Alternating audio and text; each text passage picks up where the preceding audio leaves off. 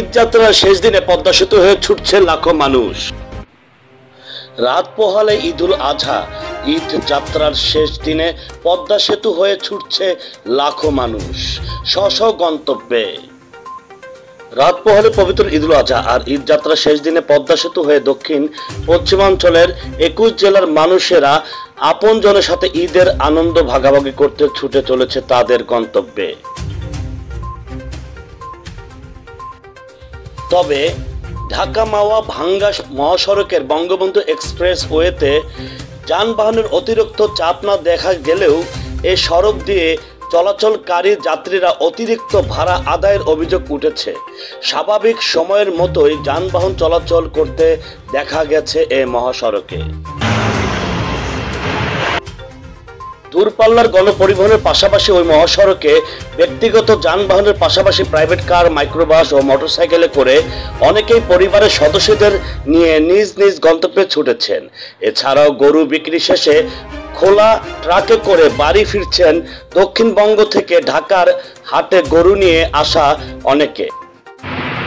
তবে মহাসড়কে যানজটের কোনো ভোগান্তি না থাকলেও পদ্মা সেতুর উত্তর থানা এলাকা থেকে বাড়তি ভাড়া আদায়ের অভিযোগ করেছেন যাত্রীরা।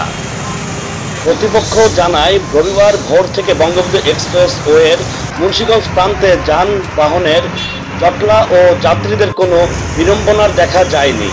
নির্বিঘ্নে ওই মহাসড়ক হয়ে পদ্মা সেতু পাড়ি দিচ্ছে যানবাহনগুলো। পদ্মা সেতুর দক্ষিণবঙ্গ অভিমুখে টোল প্লাজায় 7টি বুথে নির্বিচ্ছিন্ন টোল আদায় করা হচ্ছে। টোল আদায়ের প্রতি গাড়িতে সময় লাগছে মাত্র 5-6 সেকেন্ড।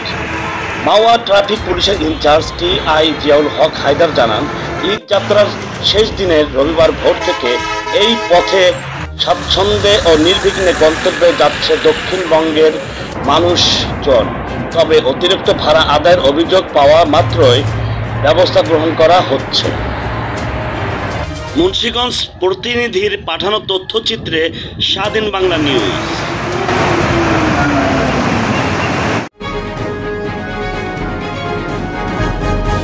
আপনারা দেখছেন স্বাধীন বাংলা নিউজ।